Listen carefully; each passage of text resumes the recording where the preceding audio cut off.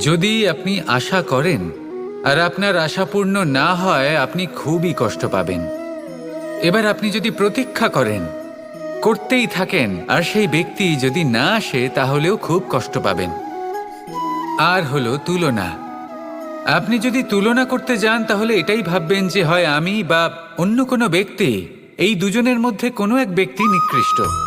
আর এই ভাবনাটাই হলো অনুচিত। যদি আমরা কথা বলি সেই সব বিষয়ে যা আমাদের করা উচিত, যেমন পরীক্ষা। এই পরীক্ষা সবসময় আমাদের আরো সফল করে তোলে, আরো শ্রেষ্ঠ করে তোলে, আরো উৎকৃষ্ট করে তোলে। আসন্ন মহাসংগ্রামের জন্য আমাদের প্রস্তুত করে তোলে এই পরীক্ষা। তাই এই পরীক্ষার থেকে কখনোই পালাবেন না, এর সম্মুখীন হন।